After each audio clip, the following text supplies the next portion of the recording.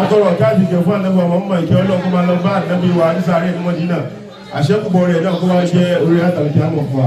Gẹ́gẹ́ bí ohun tí a ń bá lọ ní ọ̀sẹ̀ tó kọjá, jẹ̀mọ́ nítorí pé ìdánilẹ́kọ̀ọ́ ìwà láìpẹ́ tó yẹ kí a ní bóyá bíi 2 or 3 hours fún ni. But kò sí àsìkò, always there is no time nítorí pé we are limited. Tàbá ní ká ṣe a lè fi oṣù kan ṣe tí a tẹ̀ ní ìparí ẹ̀ torí pé it's an issue tó yẹ pé ó affect every home. Kò sẹ́ni tó lè sọ pé inú ilé òun ò ní kankan tó ṣe é pé ní disagreement tó ṣe láàrin òun àti ìyàwó òun. Ṣùgbọ́n kọ́ lọ́wọ́ bá kó má ṣàìbá wa yanjú gbogbo tí ó bá wà. Ohun tí mo kàn máa gbà á lámọ̀ràn kí a tó bẹ̀rẹ̀ wáàsí wa òun náà ni pé gbogbo tí a fẹ́ sọ ń bì lénìí wàláhì kò ń ṣọ̀rọ̀ bàbá tó bí mi lọ́mọ ọ̀rọ̀ Al-Qur'an Al-Karim àtàrà tó wà Muhammad sallallahu alaihi wasallam. Owó tó wá ríra ẹ̀ tó wá sọ̀rọ̀ Ọlọ́run tí ẹ̀mí ẹ̀ wá ń takò kó mọ̀ pé ṣàìtọ́n wà náà. Àwọn ojútùú àtọ́lẹ̀ dáfọ́ àti pé ṣàìtọ́n ó wà pẹ̀lú ẹ̀. Kó wá máa wáṣọ lọ́dọ̀ Ọlọ́run ọba tó kọ́ lọ́n kó wọ ẹ̀mí ẹ̀ láti gba tí Ọlọ́run bá sọ ohun tí Ànábì wa Muhammad sọ. Torí pé kò ń ṣèrò mi, kò ń ṣèmọ̀ mi, ọ̀rọ̀ Ọlọ́run, ọ̀rọ̀ Ànábì wa Muhammad sallallahu alaihi wasallam. Ohun tó kàn lè ṣe ni wípé tí o bá wá rí pé bàbá ìṣesọ́ kò yé mi, o wá lè challenge ẹ̀ tàbí kò tún wá mọ̀ síwájú pé àfa wa sọ nǹkan báyìí lásàlá tún ti wá o. Èmi náà fẹ́ wá mọ̀ lọ́dọ̀ àwọn àfa tó ní mọ̀jà àwọn àfa yìí lọ bóyá ohun tí wọ́n sọ ìgò rí bẹ́ẹ̀ nínú Kùránì ohun tí mo lè tó o lè ṣe nìyẹn. Ṣùgbọ́n tó bá wá fẹ̀mí kan tó dà nípa Muhammad sallallahu alaihi wasallam ó sọ fún wa wípé jihad tó kù láyé tá a lè ṣe òun náà ni jihad nafsi. Ó ní khairu jihad nafsi. Òun náà ni jihad máa bá ẹ̀mí ẹni jagun, ẹ̀mí tí máa kọ ọ̀rọ̀ Ọlọ́run ọba tó yẹ kí tó bá sọ̀rọ̀ Ọlọ́run kalẹ̀ yóò máa sọ fún pé èmi ò yẹ ò lè ṣe ẹ̀ ní ìgbésí ayé tèmi o. Tẹ́mi ẹ bá ti ń kọ Ọlọ́run ti sọ fún anu Quran pé yá wọn láyà nǹkan ọmọlú wálìbà nùhùn ilà mọ́nà àtàwọn òbíkan bí sẹ́ni. Ọlọ́run ní ìjọba ìdámọ̀ ìjọ náà ni òun tó ṣe pé ní ọmọ òní wúlò fún yín, owó òní wúlò fún yín, ọkọ̀ wo ló máa wúlò fún yín? Ó ní ọkọ̀ tó bá gba ìsìlámù, ọkọ̀ wo ló gba ìsìlámù? Ọkọ̀ tó ṣe pé ní tó bá sọ̀rọ̀ Ọlọ́run ọba wàláì adé sinmi ẹ̀dọ̀ pé sọ̀rọ̀ Ọlọ́run lélẹ́yìí wàláì mo submit,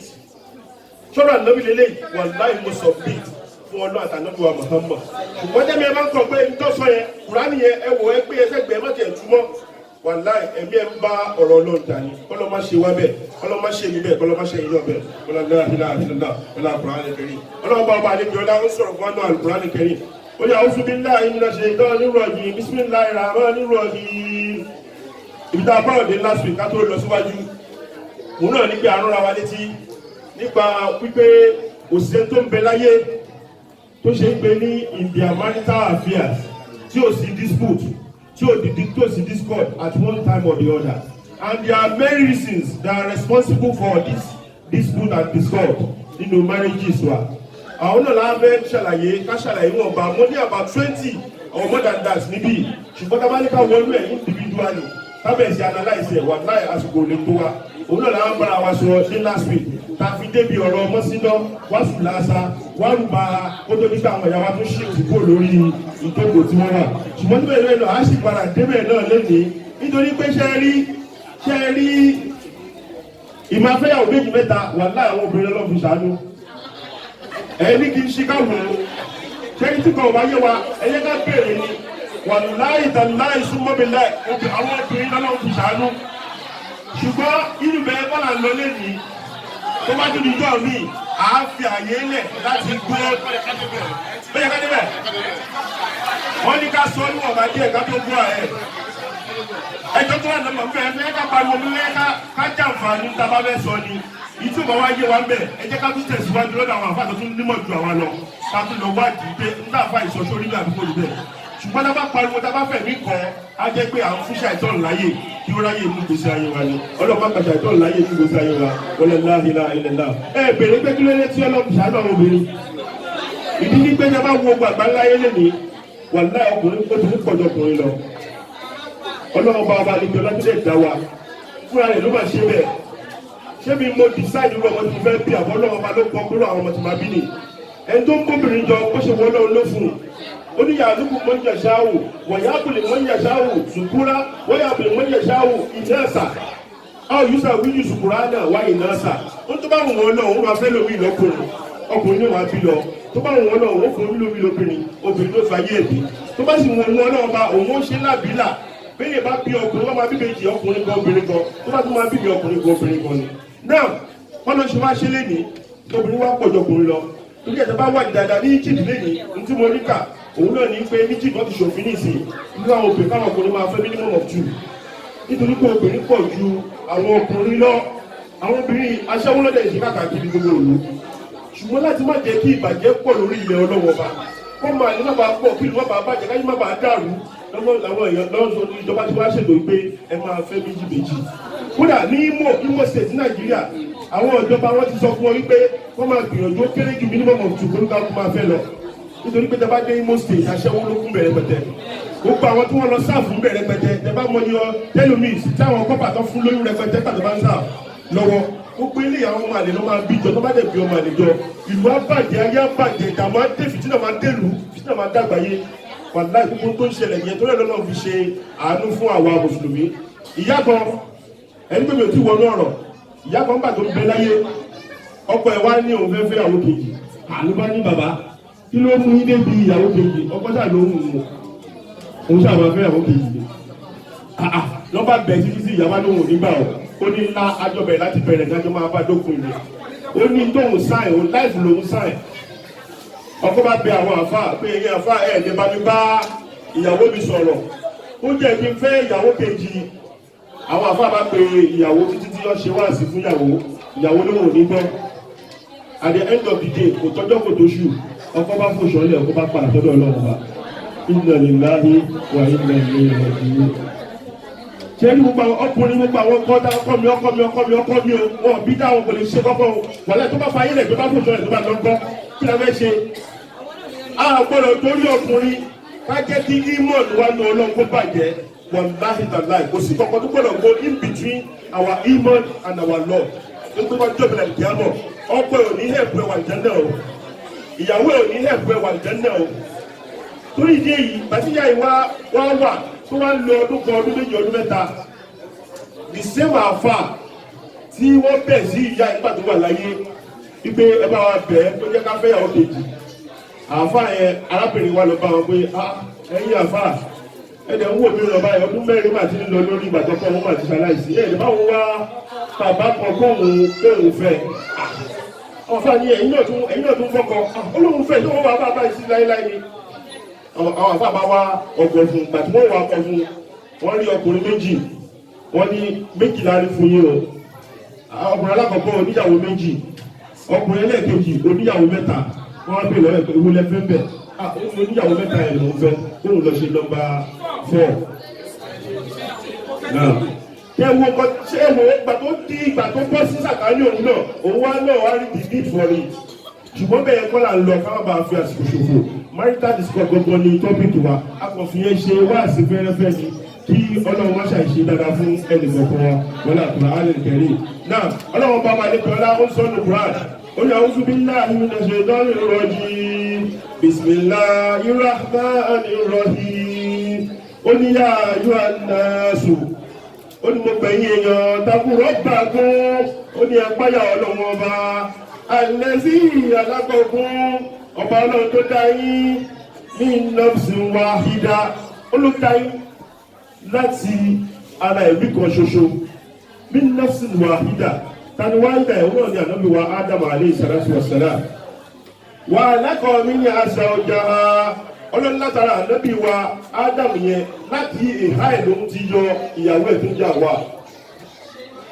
ìdófin túmọ̀ sí pé gbogbo wa tábà fọ́kọ tábà fẹ́yàwó ìyàwó wa ó jẹ́ kó ṣe é pé ní obìnrin tí Ọlọ́run máa dá láti ìhà wa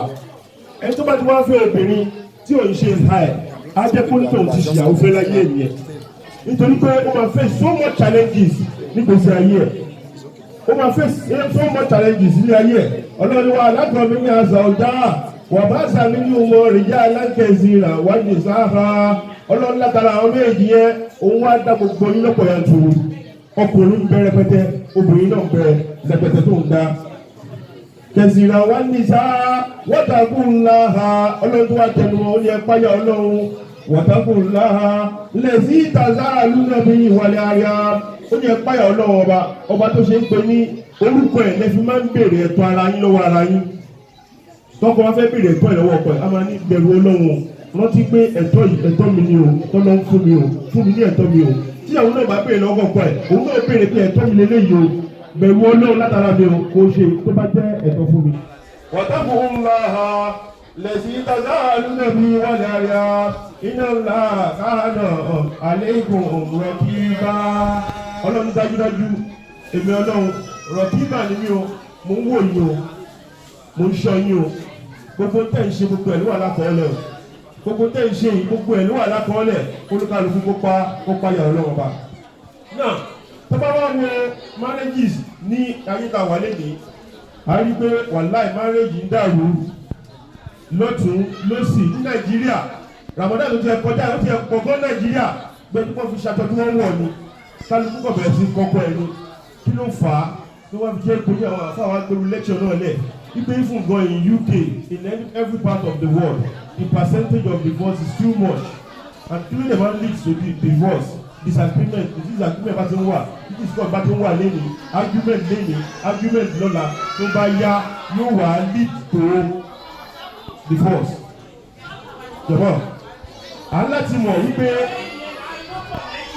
ẹ̀sọ́ ọ̀rẹ́ ká sọ àbúkú dákẹ́ nù nítorí pé ọ̀pọ̀lọpọ̀ wa wà láyà wá síbi àwa àròjọ ni.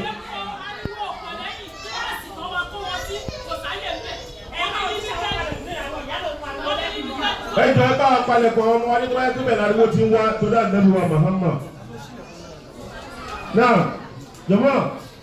gẹ́gẹ́ bí máríta àfi àṣírí òun náà ní pé ọkọ dàbí dráìvà ìyàwó dàbí kọ̀ǹdọ́tọ̀ ni tí àwọn méjì tó ń lọ síbi kan náà ẹ rí pé ọkọ̀ yẹn máa rìn pẹ̀lú rọrùn ṣùgbọ́n tí dráìvà bá ń lọ síbòmí tí kọ̀ǹdọ́tọ̀ tó ń pèrò síbòmí kí lẹ́rù kó máa ṣẹlẹ̀ there will be disagreement ọkọ̀ náà ti ẹ̀ ní gúnlẹ̀ ayọ̀ nítorí pé wàhálà wọn máa wà. ọkọ àtìyàwó wọn dàbí pair ni bíi pair of slippers èèyàn lè wọ slippers ẹsẹ̀ kan sí kó máa fẹsẹ̀ kan rìn pẹ̀lú slippers kó máa wọ̀ kejì àjọ wà pẹ̀lú ara wa ni àjọṣe wa wà important one cannot do without the other that is what it is meant to be wípé ká jẹ́ ọkọ àtìyàwó ká máa lò gbèsè ayé ìrọ̀rùn òun náà lọ́wọ́ bá ọba lẹ́kẹ̀ẹ́ ọlá ṣe ọlọ́run wá ṣe ń gbé gbogbo tẹ́ bá rí break up family of today ẹ̀yin ní pé ọkùnrin á máa lọ lọ́tọ̀ obìnrin á máa lọ lọ́tọ̀ ọkùnrin á máa ṣe tiẹ̀ lọ́tọ̀ obìnrin náà máa ṣe tiẹ̀ lọ́tọ̀ àwọn ọmọ tó wá bí tọ́lọ́ ń jogún fún ẹ bàbá dẹni tó ń garun àwọn ọmọ ẹ lọ́gbọ́n obìnrin náà yóò wá máa suffer in silence nítorí pé àti tọ́jú ọmọ ọlọ́run ọba tó ṣe wípé òbí méjì ìyá àti bàbá lọ́ máa parapọ̀ lọ́ máa bí ọmọ lọ́ máa tọ́ ọmọ ọlọ́run ọba ò ṣe mistake o ọlọ́run lè dá wa kó ṣe ń pe ní ìwọ nìkan lè dá bímọ kó lè dá tọ̀ ṣùgbọ́n gbà tó máa ṣe ó ṣe wípé ọkùnrin àtobìnrin ni wọ́n jọ parapọ̀ tí wọ́n bímọ tẹ́ bá dẹ̀ ti jọ bímọ náà kẹ́ ẹ wá jọ tọ́jú wọn kẹ́ ẹ jọ tọ́ wọn pẹ́ bá lè dẹ́ni ọ̀la níwájú ọlọ́run ọba ọba àlekè ọlá ó ń sọ fún wa nínú Kùránì ìwọ tó wá jọkùnrin tó jẹ́ baálé ilé ọlọ́run sọ fún ẹ nínú ayé Kùránì ọlọ́run yá ayọ́ ẹlẹ́sìn náà ámọ̀nù kú àǹfùsìkún wà á nìkún náírà wà fún tùwá náà sọ wà láìjára ọlọ́ni mo ń sọ fún yín o yá ayọ́ ẹlẹ́sìn náà wọn gbogbo ẹ̀yìn jẹjọ́ gbàgbọ́ òdodo kú àǹfùsìkún wà á nìkún náírà ó ní ẹ save family yín save yourself and your household from what? From the fire of hell. How would you save them? Òun náà ní pé nígbà tó bá ti ní marital discord tí wọ́n bá ti yà tó bá ti wà lọ́tọ̀ tí ìyàwó náà wà tó wà lọ́tọ̀ kí ló fẹ́ ṣẹlẹ̀ sáwọn ọmọ yẹn? Báwo ló ń fẹ́ ní control lórí àwọn ọmọ yẹn mọ́? Báwo ló ń fẹ́ ní wọn lọ ní kí wọn lásìkò? Báwo ló ń fẹ́ tọ́kùn wọn ọ̀mọ̀wé wọn lásìkò? Báwo ló ń fẹ́ check daily activities àwọn ọmọ náà? That means pé o ti lack nínú responsibility kan tó lọ ń gbé fún ìgbésí ayé ẹni yẹn. Èyí túmọ̀ sí pé wọ́n ti jọ́ ìpínlẹ̀ ìpìyàmọ̀ tọ́lọ́ ń bá wa ń bí ẹ́ pé báwo náà ni wọ́n ṣe tọ́ àwọn ọmọ ẹ̀ sí kí ló fẹ́ sọ fún wọn wàá sọ pé àìní sùúrù mi nì ìkánjú mi nì òun ló yẹ kó ń fi ìyàwó òun lẹ̀ òun ló yẹ kó ń fọkọ òun lẹ̀ ló wá ṣiṣẹ́ náà làwọn ọmọ náà la máa rí làwọn ọmọ náà ń dìdàkudà sí gbòòrò lẹ́nu tẹ bá wo ọmọ tó ń ṣẹlẹ̀ London tẹ bá wo ọ̀pọ̀lọpọ̀ fámìlì yẹn ẹ nípa àwọn fámìlì yẹn pé ìyá wọn àtọ̀fà wọn ò sí pọ̀ ni òun náà ló jẹ́ káwọn ọmọ náà máa dìdàkudà sí gbòòrò gbogbo ẹni tí ìyá àti bàbá bá jọ ń bẹ tó bá jọ wà pọ̀ ẹ rí pé ìṣe ọtọ́jú àwọn ọmọ náà ó máa yàtọ̀ sí ọmọ tó ṣe ń pe ní wọ́n fi ilẹ̀ tó jẹ́ pé ní bàbá nìkan àbí ìyá nìkan ló dátọ̀ jọ̀mọ́ ó dọwọ́ wa tó lọ́dọ̀ ń sọ pé òun pé responsibility lé wa lórí gẹ́gẹ́ bí bàbá torí ẹ̀ láti ṣe sùúrù whatever tó bá happen in our affairs Al-Qur'an al-Karim ó ti kọ́ wa bá ṣe lògbèsè ayé wa gbogbo ohun tó so mọ́ marriage pátápátá wàláhì kò sí tẹ̀ ń fẹ́ tí ò sí inú Al-Qur'an kódà tí ìṣòro bá dé láàrin marriage yìí Qur'an ti ṣàlàyé ẹ̀ báwo lẹ ṣe máa tákù rẹ̀ tí ẹ̀ fi ní di pé ẹ̀ break up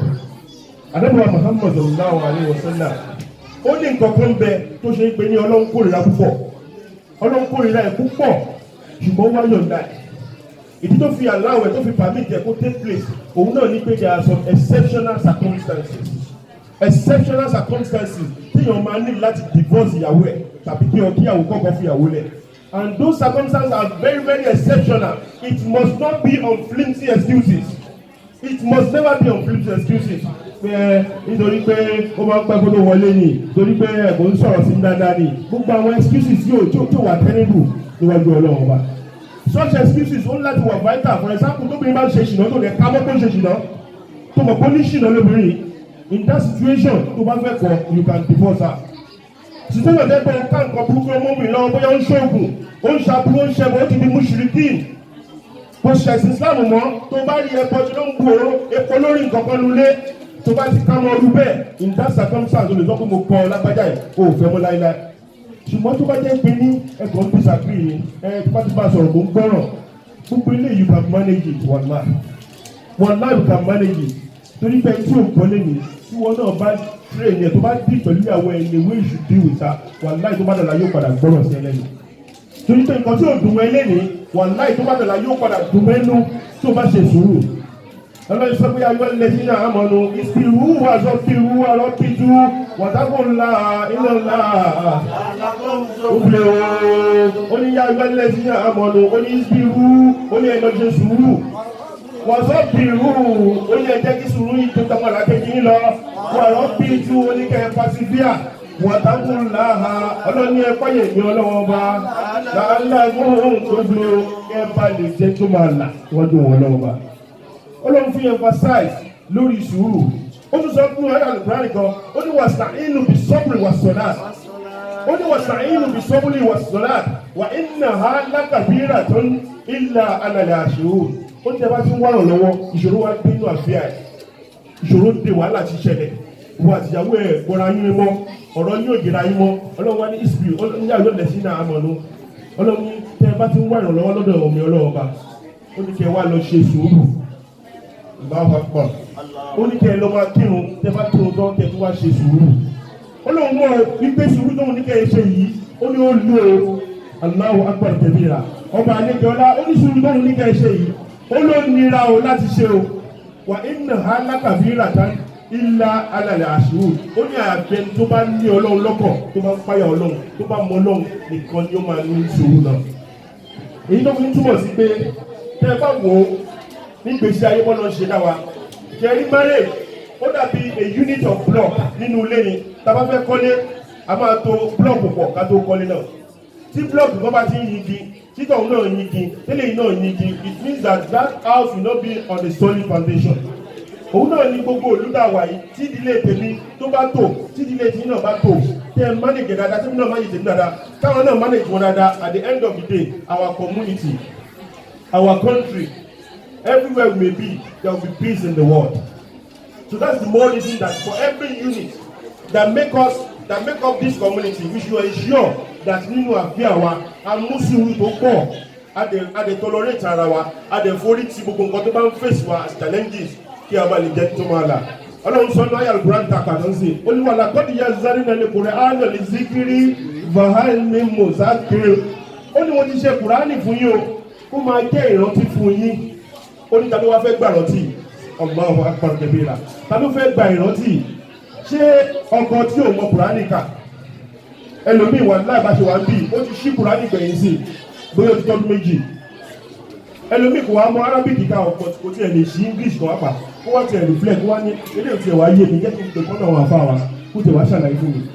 and some of us were like we die in silence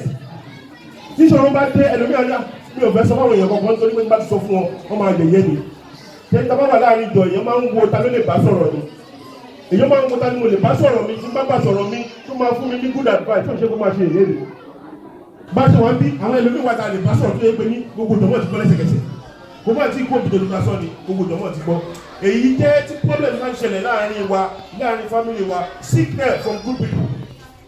àwa náà mẹ́ni ire láàrin wa amẹ́ni tó ti wà married for 20 for 30 for 40 years pé wọ́n lè gbìyànjú àwọn náà ní challenges in life wọn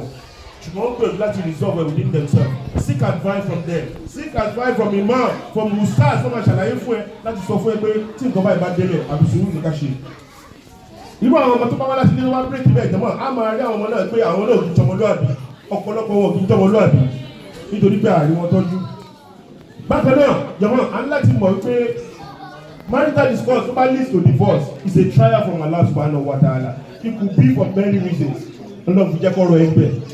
nítorí pé ọlọ́run bá ọba àlejò ọlá ó ti sọ lu ayé Al-Qur'ani fún wa ó sọ fún wa pé ìdí tóun fi ṣe márè òun náà ní pé ká lè máa rí ìtura látọ̀dọ̀ àwọn ìyàwó wa ọlọ́run ní bismillahir rahmanir rahim inú súrátù Rum ọlọ́run ní súrátù Rum àyà 21 ọlọ́run ní wà mí ní àyà àti àndà alákọ̀ọ́lákún min anfusikum ọlọ́run nínú àmì wọn ọlọ́run ọba àndà alákọ̀ọ́lákún anfusikum ó ní mo dá fún yín látara yín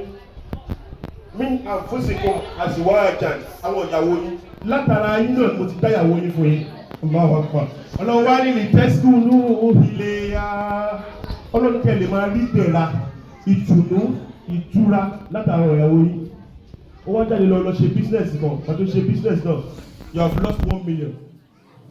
ó wá padà délé pé pàtó ọjọ́ bí gbé business ọjọ́ kó fèjì àwọn ẹ máa ṣe bí arìnrìn nígbà mí o tó ní ọmọ bẹ ṣe kwádùn owó yẹn tẹ wá lọ dá sí business orí burúkú tọrọ yín wá rí báyìí ẹ wò tí ó dàbí nǹkan ti ṣe yín o ẹ wò pé inú ìdààmú ló wà ọ̀rẹ́dì inú ìbànújẹ́ ló wà instead kíyàwó ẹ̀ tó wá fún ní ìtura kí ló tún ṣe fún ṣe ló tún kú ìbànújẹ́ sínú ìbànújẹ́ ọlọ́run ní tẹ́sùn lóhùn ilé ya kẹ́ ẹ lè máa rí ìdùnnú ìtura látara wọn irú obìnrin bẹ́ẹ̀ ó wá ṣe business ó wá rí bákan fún ẹ wá padà sílé wá ní àmàjẹ́ báyìí ló ti wá rí wá dájú lágbájá ẹ gbà fọ́lọ́run ó fẹ́ jẹ gbà fọ́lọ́run torí tó ṣẹlẹ̀ sí yìí wàláì mo nígbàgbọ́ pé Ọlọ́run máa fi tó dáa bẹ́ẹ̀ jù wọ́n kò fún yín ẹ má ronú o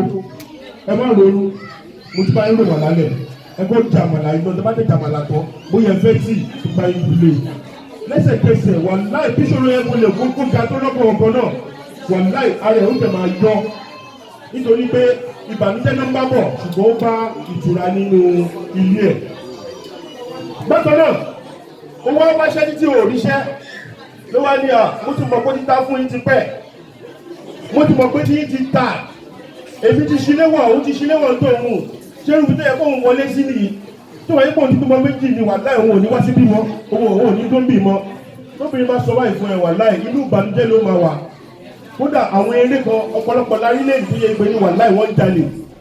wàláì frustration from their wives ni frustration ni torí pé ìyàwó òfin wọn lọ́kàn balẹ̀ ó wò pé báwo lọ́nà tí mo fẹ́ gbà tí máa fi mọ́tìrì wà happy ṣẹ́rí tí obìnrin bá ti dáa táwọn obìnrin wa bá ti dáa wàláì ayé ìyá dáa o ọlọ́run fún àwọn obìnrin wa àwọn ìyá wa yìí ọlọ́run fi agbára lé yín lọ́wọ́ tẹ́ bá fẹ́ kí ìtura gbé kọ́kọ́ nulẹ̀ wàláì yóò máa gbálùjọ náà látàyé tẹ́ bá dẹ̀ fẹ́ kí dààmú dé bá a ti máa wọnú káàdì náà láti ilé ayé kí dààmú ti máa dé bá ẹ ti níbi tóbi ti gbé fìtì náà dé débi pé ọkọ ò lè kíjọ mọ́ ọmọ kò lè ká kò lè kírun mọ́ nígbà tí fìtì náà bẹ̀rẹ̀ nítorí pé ọkọ ò balẹ̀ inú òdò ọlọ́run sọ pé ní tẹ́sítù ní ilé ìyá olóhùn dá àwọn obìnrin fún wa láti jẹ́ ká máa rí ìtura ìdẹ̀ra ìfọ̀kànbalẹ̀ ládọ̀ọ̀dọ̀ wọn ọlọ́run wá ní wájú alábáyọ̀kún mawaddatan wa rahma ó ní lẹ́yìn yẹn mo wá fi nǹkan kan sáàárín ilé èyí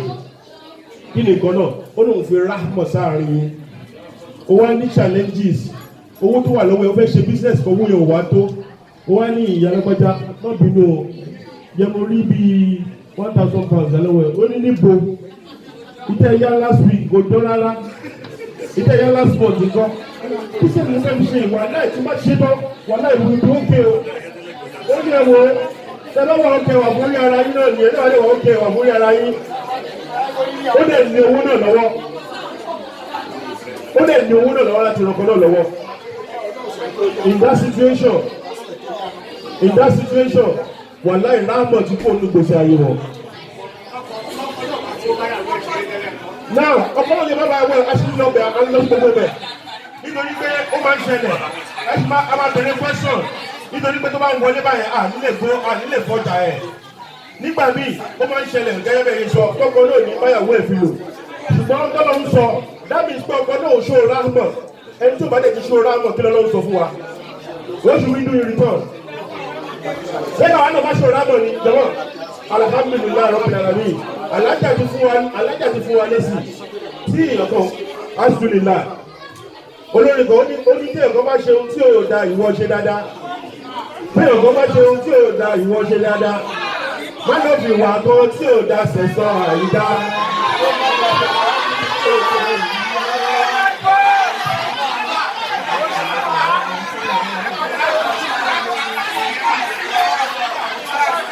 Alhamdulillah, Allahu Akbar. Kẹ́rí bórí ṣe wà yẹn, orí wàláì orí mi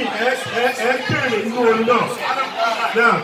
Àwọn ilé ìbò náà sọ̀rọ̀. Náà. Àwọn ilé ìbò wọn ò wà lọ́wọ́ ní kúrà. Allahu Akbar. Wọ́n ní two wrong. Can never make it right. Yeah, alhamdulillah rabbil alamin. Ọlọ́run wá ṣàlékún dáadáa fún yín. Tí ìyẹ̀kọ́ bá wá ṣe tó dàṣẹ́ rí, ayé Al-Qur'ani gan sọ bẹ́ẹ̀. Ipe tó bá fi dáadáa ṣe sọ ẹ̀dá. Wallahi you end up correcting that person.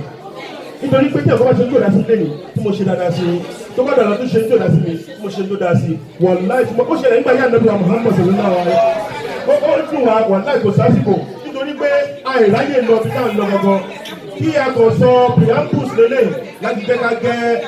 ká débi tá à ń lọ preambus lé àdébà Muhammad sallallahu alaihi wasallam nígbà tó ń bẹ láyé ó ní arábìnrin kan tí máa ń dalẹ̀ sójú ọ̀nà àdébùwà Muhammad níbi ẹnu ọ̀nà ilé Muhammad báyìí yóò lọ dàgbà síbẹ̀ lójoojúmọ́ sallallahu alaihi wasallam kánà bí wọ́n ti wọ́n lọ ṣe wá sí kánà bá ti jáde ní wàá rí ìdọ̀tí ẹlẹ́nu ẹ̀lẹ́ kí ni Rasulullah máa ṣe Rasulullah máa kàn mú nǹkan ágẹ̀ páàkì ẹ̀kọ́ bẹ̀ sallallahu alaihi wasallam ó ti máa ń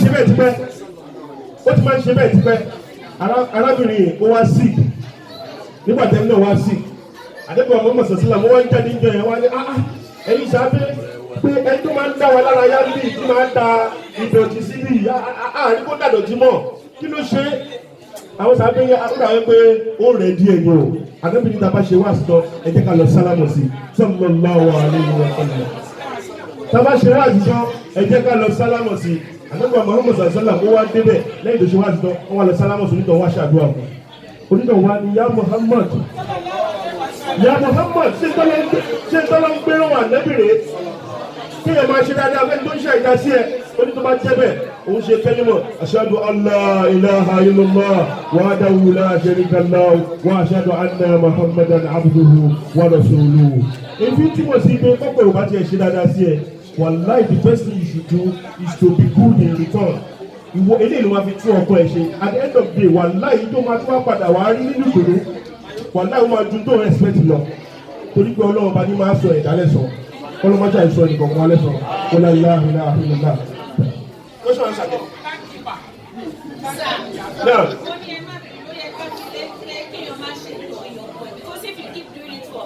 Now, alhamdulillah.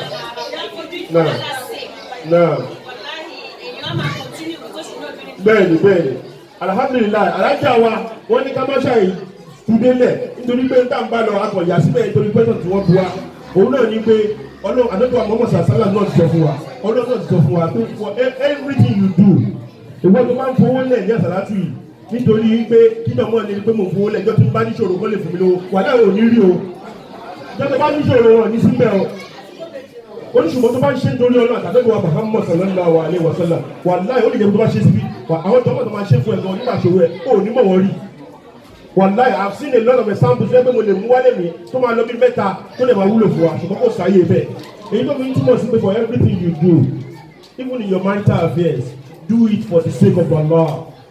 àṣẹ ọlọ́run lè léyìí o pé kí n ṣe dáadáa sọ́kọ mi I'm doing it for Allah's sake and I know you will reward me for that. I'm not doing it for him because if you are doing it for him wàláì you will never get it in return. ọlọ́run dẹ̀ wá ṣe ọlọ́run ọba lè jẹ́lá tó bá ti ń ṣe nǹkan torí ọlọ́run ọba ọkọ̀ iná ó pè wá padà lò fún ẹ̀. àti ráwọn ọ̀já tí wọ́n rí dùnú látara ọjọ́ wàláì ìgbà tó di ọjọ́ alẹ́ wọn ni wọ́n rí dùnú wọ́n bá dùnú pàtó náà ọlọ́run ọba ni wàláì èmi ní ẹ̀sán tó bẹ̀ dáadáa ọkọ̀ wọn ò wójú wọn láti bẹ̀rẹ̀ ọjọ́ ìgbà tó máa ń dánwó alẹ́ ọkọ̀ wọn wá ṣùgbọ́n àwọn gbogbo tí wọ́n gbádùn látàárọ̀ wà láì wọ́n gbádùn ọ̀tọ̀ fi kú torí ṣe ìjọba wà láì tá bá ṣe dáadáa sọ́wọ́ ọkọ̀ wa wà láì á padà rí níwájú ọlọ́run wa náà bá ọba ṣọ́ba ká káwá kúrò lórí preambles káwá lọ sí orí níta báwa gbogbo.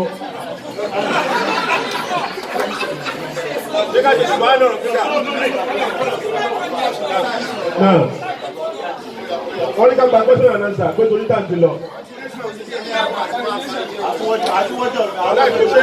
kò ṣe tọwọ́ bọ̀ torí pé ọ̀nà kíní ó jì ó dẹ̀ láti yé wa torí pé ṣẹ́rí wà láì tí ó bá yé wa tọ́pìkì ó wà very important tó yẹ pé à ń láti pọ́ńpà ìkájẹ̀ mọ́ ó dẹ̀ lè wúlò fún olúkàlùkù àgbèsè ẹ̀rọ because it's happening in everyday's life it's happening in our life every day tí àbádẹ́ mójútó ọlọ́run gbà láyé wọ́n ní àsìkò ti lọ torí ìdí èyí tábà ní ìbéèrè kan méjì tó rádọ́gba Muhammad a lè máa continue bismillah torí afẹ́ ṣe alẹ́kìrún sí ká lè bẹ̀rẹ̀ program alájà bismillah sallallahu alaihi wa sallam. alájà ẹ gbẹ́ pẹ́sọ̀ ọ̀dọ́rọ̀ náà wọ́n ní ọkùnrin kan obìnrin kan nítorí àsìkò sallallahu alaihi wa sallam.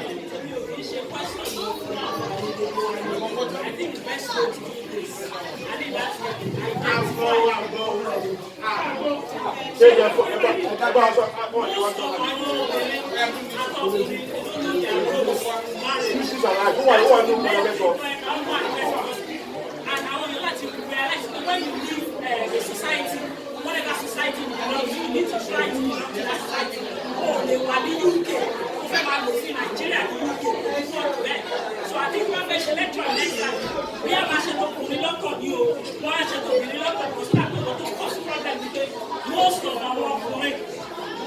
more responsibility on the way. And once you lose your responsibility and your right, you lose that respect.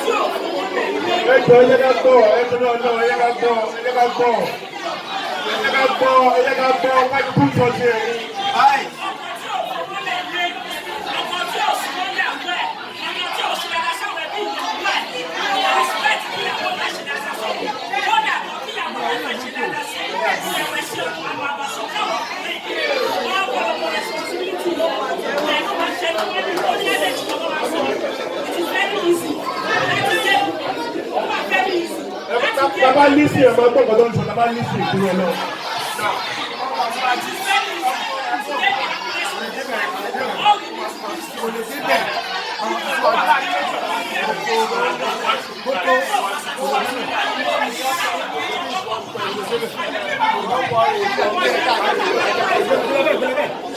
Alhamdulillah Rabbil Alamin. Ìyẹn tí alájà sọ wọn láì torí pé kò sáyé mi tó pẹ́ ìṣẹ̀lẹ̀ àbájẹ́ Alhamdulillah Alhamdulillah Alhamdulillah ìṣẹ̀lẹ̀ Alhamdulillah ìṣẹ̀lẹ̀ àdókò àmàlọ́kọ̀ ẹ̀yin olùtẹ́yìn sí ni alákọ̀ọ́lé àyíwá ìbísọ̀tì ọ̀hún lórí kùrẹ́ Alhamdulillah wọ́n láì bọ́ sí àrájà sọ kó pẹ̀lú abẹ́ẹ́dẹ́ kódà right countries now place on men and women kó pẹ̀lú wà bí ká tọwọ́ bọ̀ ká ṣàlàyé fúnra wa nígbà bá ti mọ̀ yẹn wọ́n láì lọ́jà òfin Nàìjíríà òfin UK tó bá ti tẹ̀lé àná Kùránì wọ́n lẹ́ ayé máa létò ẹ tó bá tẹ̀lé àná Kùránì kẹ́lí wọ́n láì ayé máa létò. So irrespective of the law in UK or the law in Nigeria, once you follow the sunnah of Rasulullah sallallahu alaihi wasallam and you follow the Quran, wallahi your life will be organized. Inshallah.